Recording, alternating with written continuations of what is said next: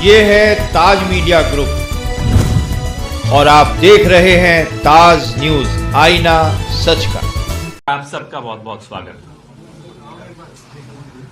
90 महीने हो चुके जीएसटी लागू हुए। सबसे पहले एक आपको चौंकाने वाला आंकड़ा देना चाहता हूं। 90 महीने में रोज औसतन रोज एक सर्कुलर निकला। ये तो जीएसटी जिसका नाम है गुड्स एंड सर्विसेज टैक्स, जिसका आधार ही सरलीकरण की तरफ था कि इसको सिंप्लीफाई करें, तो ऐसा कैसा सरलीकरण हुआ कि 90 महीने में रोज एक सर्कुलर निकला। यह मोदी सरकार का जीएसटी है। इसलिए आज हम 12 शहरों में 12 नेता पूरे देश में जीएसटी पर प्रेस वार्ता कर रहे हैं। मिडिल क्लास को, छोटे व्यापारी को, गरीब तबके को सबसे ज्यादा चोट इस जीएसटी से पहुंची है। जो 64% जीएसटी 2021-22 में 64% जीएसटी जो इकट्ठा हुआ, वो देश के 50% आबादी ने दिया। ये एक और चौंकाने वाला है। तो 64% तो गया 50% आबादी से, जो मिडिल क्लास है, गरीब है, उससे गया, और 10% बड़े अमीर लोगों ने दिया। वो कितने लोग? 3% अमीर लोगों ने 10% जीएसटी दिया। तो देखिए जीएसटी की सबसे ज्यादा मार कैसे मिडिल क्लास को, व्यापारी को, छोटे व्यापारी को, मुझे और आपको, हम सबको पड़ रही है। 9 दरें जीएसटी की हैं आज की तारीख में, स्लैब्स जिसको हम कहते हैं, 9 स्लैब्स। पहली बार ऐसा हुआ आजाद हिंदुस्तान में कि किसानों पर अलग अलग उनकी इक्विपमेंट पर, ट्रैक्टर पर जीएसटी लगा दिया। किसी सरकार ने कभी भी किसानी पर टैक्स टेररिज्म या टैक्स का आतंकवाद नहीं लागू किया, लेकिन इस सरकार ने किसानों की जो लागत है वो बढ़ा दी। वादा किया था 2022 तक तो आय दोगुनी कर देंगे, उल्टा क्या हुआ? लागत दोगुनी कर दी जीएसटी की माध्यम से। 9 दरें जैसा कि मैं आपको बता रहा था, 0%, 5%, 12%, 18%, 28%, ये तो 5 बड़ी दरें हो गई। फिर 0.25% एक और दर, फिर 3% की एक और दर स्पेशल कैटेगरी, और फिर कुछ ऐसे कॉम्पोजिशन स्कीम में 1.5%, 6%, अलग अलग इतनी दरें आपने बना दी। फिर आप कहते हो कि आप सरलीकरण की दिशा में जीएसटी लागू कर रहे हो। कौन सा सरलीकरण है? और 5 साल में, अभी एक तीसरा आंकड़ा मैं आपको देना चाह रहा हूं जो बहुत चौंकाएगा आपको, और आप हैरान हो जाएंगे कि आप वोट भी देते हैं, आप टैक्स भी देते हैं, और आपको जो सुविधाएं मिलती है वो कैसी मिलती है। 5 साल में इनकम टैक्स 240% वृद्धि हुई इकट्ठा करने में, और जीएसटी की संग्रह में 177%, 177% वृद्धि हुई। अब आप आंख बंद करके सोचिए कि इसका लाभ आपको क्या मिला, आपके परिवार को क्या मिला, आपके शहर को क्या मिला, आपके राज्य को क्या मिला, और आपके देश को क्या मिला। भाई आप अगर टैक्स दे रहे हो तो कुछ सोच कर दे रहे हो कि भाई मुझे लाभ मिलेगा, मेरी सड़कें अच्छी होंगी, मेरे जीवन का स्तर अच्छा होगा, मेरे को बिजली अच्छी मिलेगी, पानी अच्छा मिलेगा, रोजगार के अवसर मिलेंगे, परिवार को लाभ होगा। लेकिन कुछ नहीं मिलेगा, कुछ नहीं मिला। बेतहाशा वृद्धि, और नतीजा कुछ नहीं, 0। कोई रोबोट हो या कंप्यूटर हो तो शायद जीएसटी को समझ पाए। विदेशों में एक्सपर्ट्स ने प्रयास कर लिया कि भारत के जीएसटी को थोड़ा समझें, परिभाषित करें, सरल करें, कोई नहीं कर पाया। यहां तक कि जो अरविंद सुब्रमण्यम नाम के व्यक्ति हैं, मुख्य आर्थिक सलाहकार रहे हुए हैं प्रधानमंत्री के और जीएसटी के आर्किटेक्ट कहूंगा मैं उनको, वो खुद कहते हैं कि ये एक राष्ट्रीय त्रासदी है, इट्स अ नेशनल ट्रेजेडी। स्वर्गीय डॉक्टर मनमोहन सिंह ने 2017 में जब जीएसटी बन गई, लागू हो गई, तब मनमोहन सिंह जी ने बड़ी अच्छी एक बात कही, बड़ा अच्छा स्टेटमेंट दिया कि हम तो खुद जीएसटी के पक्ष में थे, हम लागू करना चाहते थे, लेकिन जिस तरीके से ये जीएसटी बिना देखभाल और पर्याप्त तैयारी के, ये उन्हीं के शब्द हैं, जिस तरह से ये लागू हो रही है, ये गरीब और मध्यम वर्ग को लूटने की नीति है, ये डॉक्टर मनमोहन सिंह ने कहा था।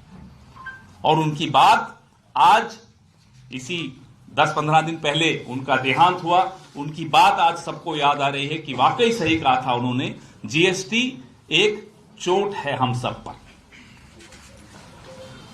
आपने एक और मैं आपको बात बताता हूं, जीएसटी के बारे में जितना ये शोषण कर रहे हैं वो तो कर ही रहे हैं, उसके बावजूद 2 लाख करोड़ की चोरी जीएसटी की 2023-24 एक साल का यह आंकड़ा है, 2 लाख करोड़ की चोरी। और 2023-24 इससे पहले 22-23 में 1 लाख करोड़ की चोरी हुई, तो उससे दुगनी एक साल में डबल हो गई चोरी। और इनपुट टैक्स, आप में से कई लोग समझते हैं, इनपुट टैक्स क्रेडिट जो है, इसमें जो धोखाधड़ी हो रही है, 35,132 करोड़ रुपए की चोरी वहां हुई, जो अभी पकड़ी गई। जो नहीं पकड़ी गई वो पता नहीं कितनी होगी। जो मैंने आपको किसानों का बताया, हमने, कांग्रेस पार्टी ने जो 2024 का चुनाव था उसमें अपने मैनिफेस्टो में जानबूझकर ये इसीलिए लिखा था कि जीएसटी 2.0 की अब आवश्यकता है। जो 2017 में लागू हुआ वो फेल हुआ है, और 2.0 हमने इसलिए वादा किया था कि आम लोगों पर उसका बोझ, टैक्स का, कर का कम हो। हाल के महीनों में मोदी जी ने हमारे घोषणा पत्र की कई बार नकल करते हुए पकड़े गए। हम उनसे आग्रह करते हैं कि एक बार और नकल कर लीजिए हमारे घोषणा पत्र की और जीएसटी 2.0 को लागू कीजिए, नहीं तो आज जयपुर में आप सबकी उपस्थिति में टीकाराम जूली गवाही देंगे कि जीएसटी का full form Gabbar Sitharaman tax हो चुका है।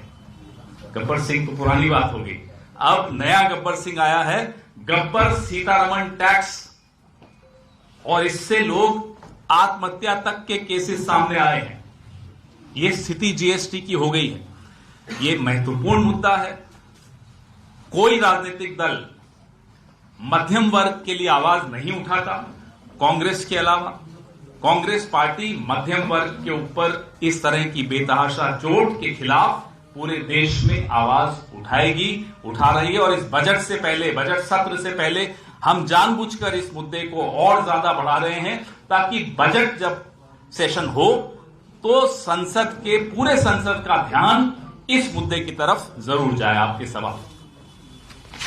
अशोक गहलोत जी ने कल कहा है कि दिल्ली में जो है कांग्रेस की सरकार बनने की संभावनाएं लग रही हैं।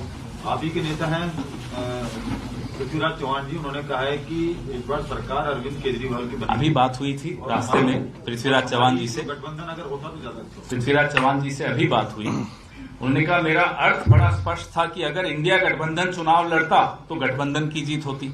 अब चुनाव खुला है, कोई भी जीत सकता है और मोमेंटम कांग्रेस के पक्ष में जाता हुआ दिख रहा है। अभी उन्होंने खुद कहा और शायद थोड़ी देर में स्टेटमेंट भी बोल रहे थे कि मैं दे रहा हूं। तो आप दिल्ली पता नहीं कब आए, पिछले 15 दिन में। अभी हमारे कुछ साथी पत्रकार मिले, वो आए। कांग्रेस पार्टी को जिस तरह से वहां अब सुना जा रहा है लोगों द्वारा भी, और मैं बड़ा हैरान हूं ये देखकर कि मीडिया द्वारा भी उससे लगता है कि भाजपा और आप दोनों कांग्रेस की बढ़ती लोकप्रियता से और इस बात से परेशान हैं कि लोग अब उनको पूछते हैं कि 15 साल कांग्रेस का शासन अब हमें याद आ रहा है। पिछले 10 साल में जो तबाही हुई, लोग अब उसके खिलाफ वोट देना चाहते हैं। बीजेपी का तो कोई शासन 27 साल पहले था वहां, तो लोगों को याद ही नहीं है।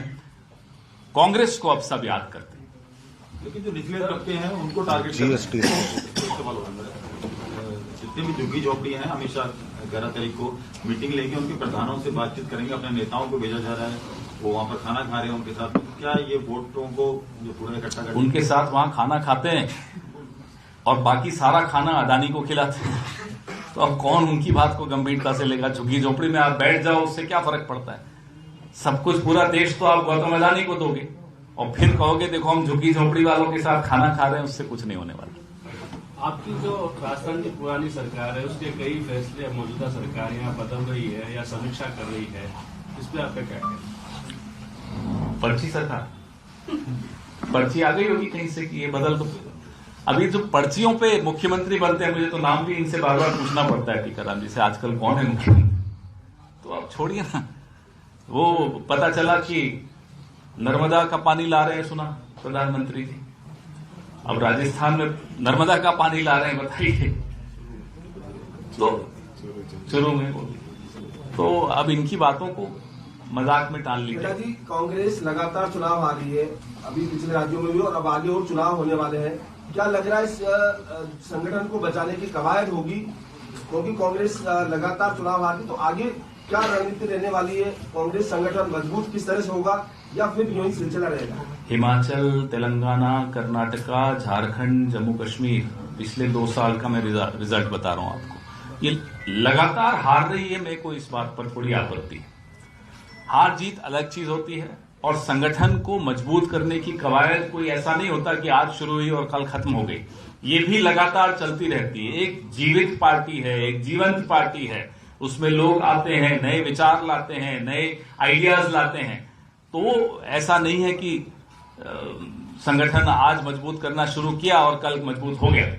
लगातार होता रहता है, निरंतर प्रक्रिया है। और जो बेलगावी में हम लोगों ने एक शपथ ली थी, एक तरह से इस पूरे साल में संगठन में जितने रिक्त पद हैं उनको न केवल भरा जाएगा, उनको सुदृढ़ किया जाएगा, उनको सशक्त किया जाएगा। और जी मेरा ये सवाल था कि मुख्यमंत्री रहते हुए सरकारी दर का सबसे ज्यादा दुरुपयोग दिल्ली में तो केजरीवाल ने किया, जिसके विरुद्ध आप लोग अभियान भी चला रहे हैं, और राजस्थान में वसुंधरा राजे ने किया।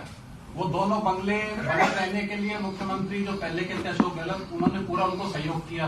तो यहाँ भी ये मुद्दा उठाएंगे आप जैसे दिल्ली में उठा रहे हैं? मुझे यहाँ का ये मुद्दा नहीं मालूम। मुझे ये मालूम है कि एक शीश महल बना है दिल्ली में और एक राजमहल बना है दिल्ली में। आपने राजमहल के विषय में नहीं पूछा, ये भी मेरे को अभी समझ में आ रहा है धीरे धीरे।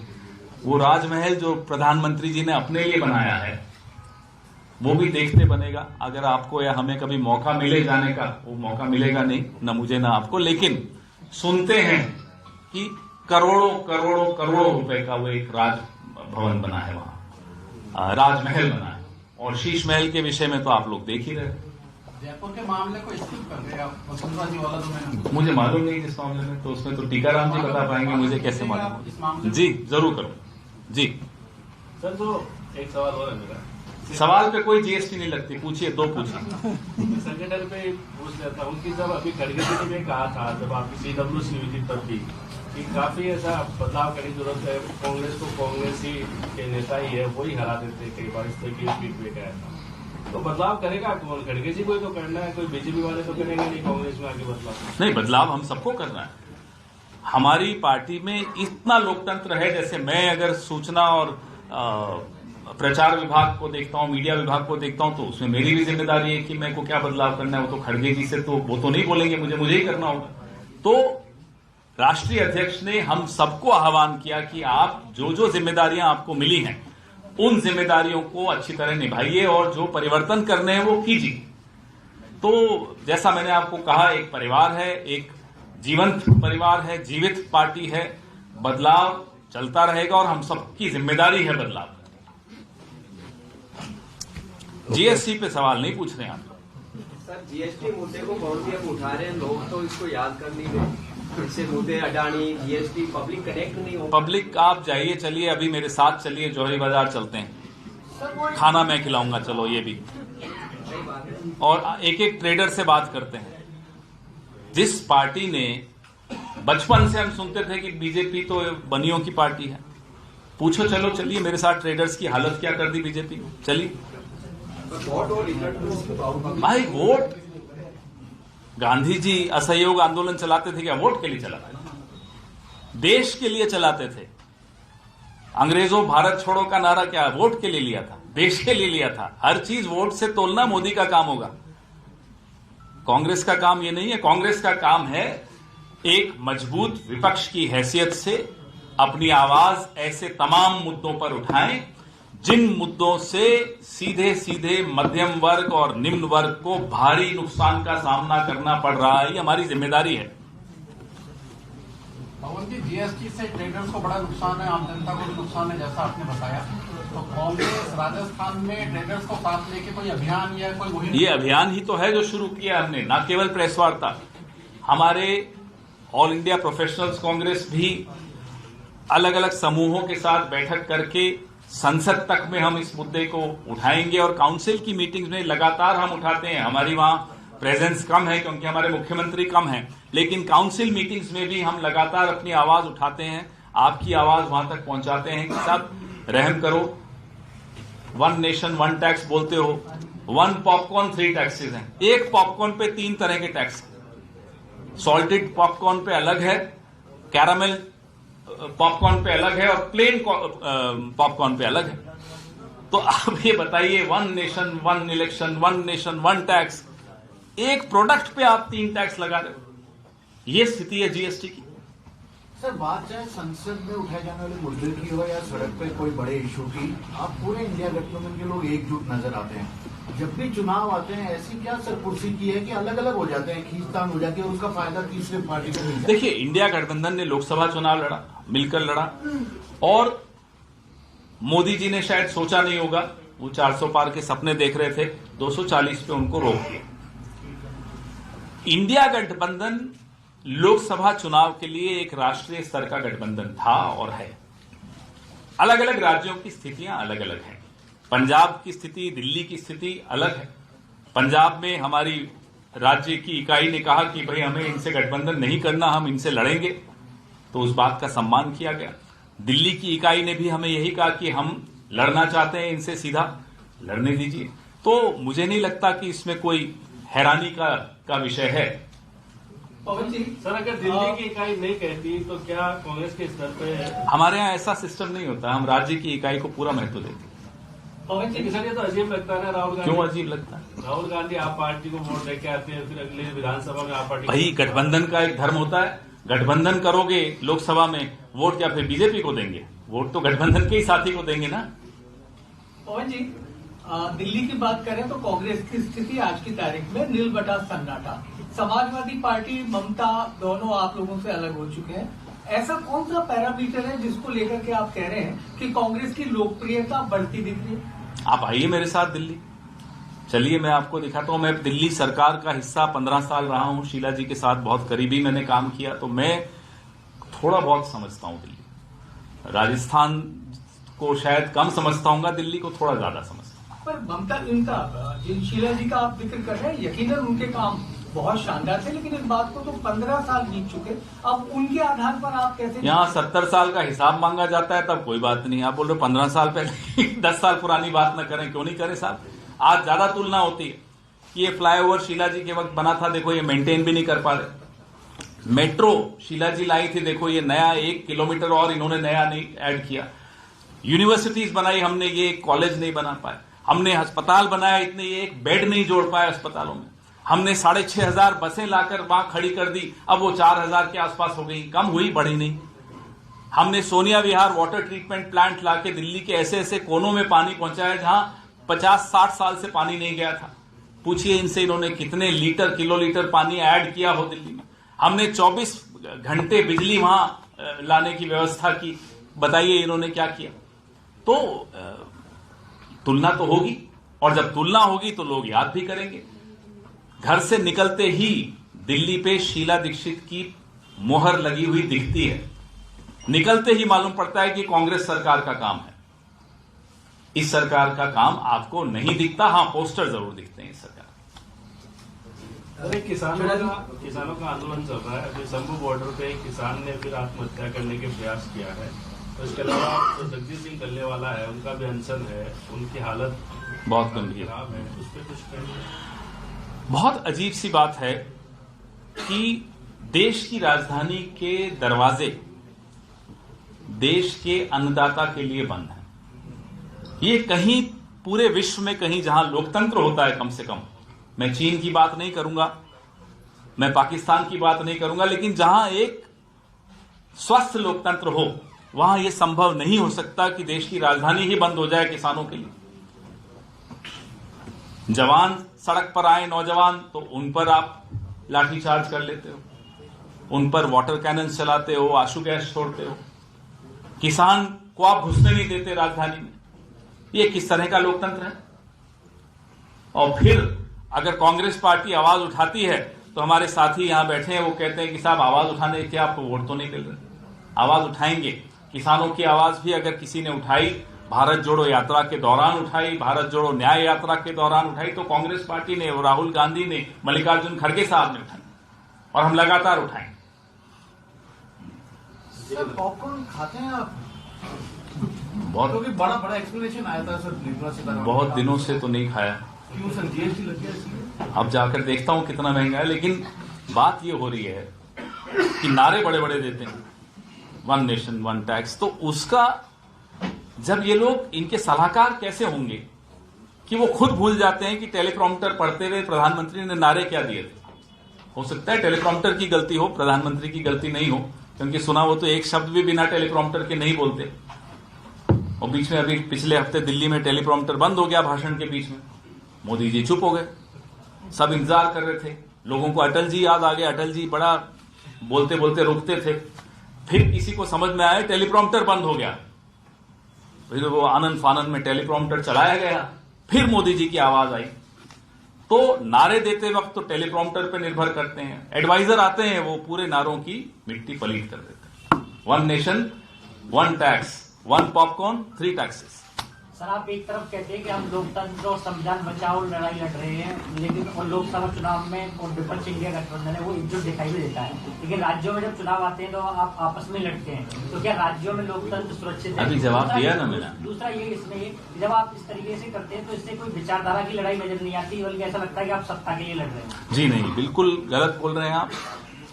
राष्ट्रीय स्तर पे हमने गठबंधन किया और वो आवश्यक इसलिए भी था कि अगर उस वक्त हम इकट्ठे नहीं आते तो जो इनकी नीयत थी, इनकी जुबान पे वो बात बार बार आ भी जाती थी कि संविधान बदलना है, संविधान बदलना है। आज से नहीं आ रही है, संविधान के खिलाफ तो ये दशकों से हैं। जो इनके वैचारिक गुरु जिनको ये मानते हैं, उन्होंने संविधान के विषय में क्या क्या कहा, रामलीला मैदान में 1949 में कैसे संविधान की प्रतियां जलाई गई, बाबा साहब अंबेडकर की प्रतियां जलाई गई, उनकी पुतले जलाए गए। तो अगर इनको हम इस बार नहीं रोकते तो जो पिछले कई दशकों से षड्यंत्र ये लोग रच रहे हैं संविधान के खिलाफ, बाबा साहब अंबेडकर के खिलाफ, वो उसमें सफल हो जाते। रही बात राज्यों की, राज्यों में कुछ रीजनल पार्टीज हैं जिनको लगता है कि वो मजबूत हैं, वो खुद लड़ना चाहती हैं। उन राज्यों में कुछ राज्य ऐसे भी हैं जिसमें कांग्रेस पार्टी को लगता है कि नहीं, हम अकेले लड़ेंगे तो उसमें लाभ होगा। जाहिर सी बात है, हर पार्टी ये देखती है कि मैं अपनी स्पेस कैसे बढ़ा सकूं, मैं उसको गलत नहीं मानता। बीजेपी संविधान गौरव यात्रा निकाल रही है 11 जनवरी से 25 जनवरी तक। जो उनका कहना है कि कांग्रेस नेताओं ने जो भ्रम फैला रखा है दलितों और संविधान के खतरों को लेकर बीजेपी के खिलाफ, उसको दूर करेगी, जगह जगह बंडल स्तर तक जाएगी। क्या कहना है? नहीं, हम तो उनका स्वागत करते हैं, आइए संविधान की तो बात कीजिए। हमें तो अच्छा लगा कि हमारी बात सुनकर उनको भी अब संविधान याद आया, नहीं तो शपथ लेने के बाद संविधान को रखते हैं और उस पर फिर भूल जाते हैं। लेकिन संविधान सिर्फ एक पुस्तक नहीं है, संविधान एक जीती जागती पुस्तक है, हम सबके जीवन को प्रभावित करने वाला एक ग्रंथ है। सिर्फ उसके लिए एक जुलूस निकाल देने से काम नहीं चलेगा, उस पर अमल करना होगा। आप सरकार में हैं तो आपकी जिम्मेदारी और ज्यादा है, अमल कीजिए। अमल का मतलब क्या होता है? पत्रकारों को पत्रकारिता करने दीजिए, हस्तक्षेप मत कीजिए, विपक्ष को आवाज उठाने दीजिए, गला मत दबाइए, यही होता है संविधान। और अगर नौजवान और किसान अपनी मांगों को लेकर सड़क पर आते हैं, राजधानी में आना चाहते हैं, तो राजधानी के रास्तों पर कील मत बिछाइए, आने दीजिए किसानों को। आज एक किसान ने शंभू बॉर्डर पे जहर लेने की कोशिश की। क्या ये संविधान है? ये संविधान के प्रति सम्मान है? क्या ऐसे गौरव रखा जाएगा संविधान का? वो कह रहे हैं कि कांग्रेस ने ही पद पद पर अम्बेडकर का अपमान किया, उन्हें चुनाव नहीं जीतने दिया गया, चुनाव लड़ने नहीं दिया गया अम्बेडकर को। राज्यसभा में कैसे जीते? कौन उन्हें राज्यसभा में लाया? नहीं, इतिहास तो इनको पढ़ने की आदत है नहीं। न इतिहास बनाने में इनका कोई योगदान रहा, न इतिहास पढ़ते हैं। इतिहास को बदलने की और भटकाने की कोशिश जरूर करते हैं। हम सफल थोड़े होने देंगे। अंबेडकर जी के हाथ से लिखी चिट्ठी अभी खड़गे साहब ने बेलगाम में हमें सबको दिखाई, जिसमें उन्होंने पूरा खुलासा किया कि वो कैसे चुनाव हारे और किसने षड्यंत्र किया, कौन थे वो संघ समर्थित लोग। वो सब बातें सबके सामने हैं। हम और आप, क्योंकि आप पत्रकार हैं, जाहिर सी बात है आप पढ़ते हैं, आपकी आदत है, हमारी भी थोड़ी आदत है पढ़ने लिखने की। इनकी आदत ही नहीं है पढ़ने लिखने की, टेलीप्रॉम्प्टर पढ़ते हैं बस, उसके अलावा कुछ नहीं पढ़ते। अच्छा, एक आखिरी क्वेश्चन और कि जीएसटी को लेकर सब लोग प्रताड़ित हैं, चाहे ट्रेडर्स हो, आम जनता हो, ग्राहक व्यापारी, सब परेशान है। क्या आपको लगता है कि जो आपने आंदोलन शुरू किया, जनता सड़कों पर उतरेगी? क्या लगता है ऐसा पूरे देश की जनता और सरकार इसको लेकर घबराकर वापस लेगी या कुछ ऐसा लगता है? देखिए, ये सरकार, माफ करना शब्द तो गलत है, कायरों की और डरपोकों की सरकार है। इस देश में अगर कोई सबसे बड़ा कायर है तो इस देश का प्रधानमंत्री। जरा दबाव नहीं झेल सकते, पत्रकारों के सवाल नहीं झेल सकते, बिना टेलीप्रॉम्प्टर के बोल नहीं सकते। ऐसे आदमी को ये याद दिलाना कि साहब ये लोकतंत्र है, अगर हम सड़क पर आएंगे तो आपको सुनना होगा, कोई मुश्किल काम नहीं है, सुनेंगे। 2020 में हालत जो चुनाव आया था, रिजल्ट आए थे, कांग्रेस की सीटें कम आई थी। 20 में कौन सा चुनाव? विधानसभा, सॉरी, अगले जो उससे पहले इलेक्शन हुए थे दिल्ली विधानसभा के। इस बार आपको, अच्छा, दिल्ली विधानसभा, दिल्ली, इस बार आपको कितनी लगता है कि सीटें आ जाएगी? नहीं, इस बार हमारा, जैसा मैंने आपको कहा कि एक तो उम्मीदवार बहुत अच्छे उम्मीदवार, अच्छे चेहरे दिए। ये मीडिया के लोग भी बोल रहे हैं, लोगों के मन में भी यही भावना है कि चेहरे कांग्रेस ने बड़े अच्छे उतारे, मुद्दे कांग्रेस बहुत अच्छे उठा रही है और अच्छे तरीके से उठा रही है, सही समय पर सही मुद्दा उठा रही है। इसका लाभ मिलते हुए जरूर दिख रहा है। और जब मैं कहता हूं लाभ मिलेगा, मैं ये नहीं कह रहा कांग्रेस पार्टी, दिल्ली के जनता को लाभ मिलेगा अगर कांग्रेस जीतेगी। तो टोटल सीट कितनी आपको कितनी लगती है, कितनी आनी?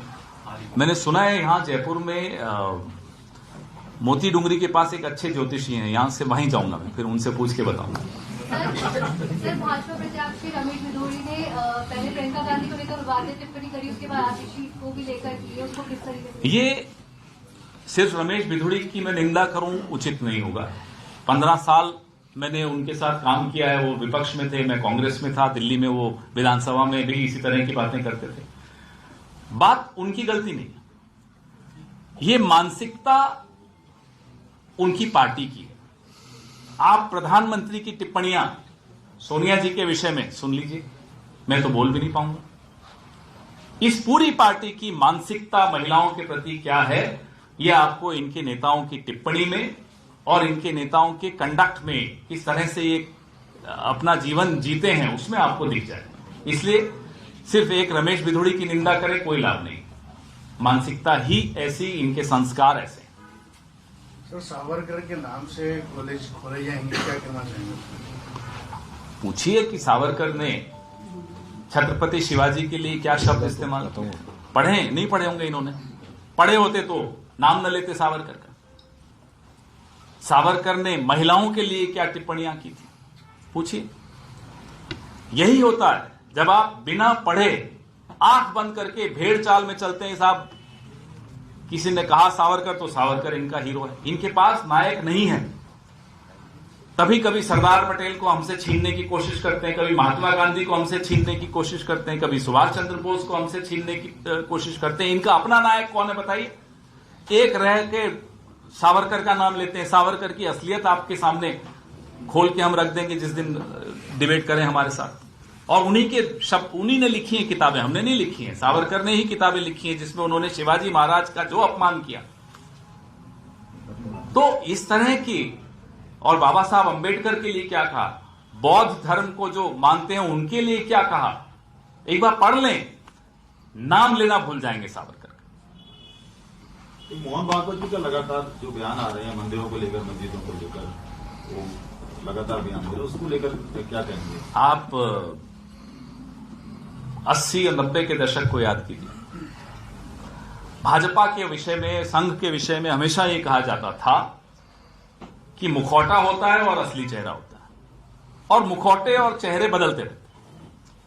जब अडवाणी जी रथ यात्रा निकालते हैं तो अटल जी शांति की बात करते थे, एक मुखौटा था, एक असली चेहरा था। जब योगी जी बुलडोजर घुमा रहे होते हैं देश में तो मोदी जी शांति की बात करते हैं, मुखौटा, असली चेहरा। अब मुखौटा बन के मोहन भागवत जी सामने आए, असली चेहरा असली काम अपना कर रहा है। देश को बांटने का, समाज में नफरत फैलाने का काम बिल्कुल बदस्तूर चल रहा है। गोदाम भरा हुआ है चेहरों से, शोकेस में एक मुखौटा है, तो मोहन भागवत जी शोकेस का मुखौटा है। ओके, धन्यवाद, जय हिंद।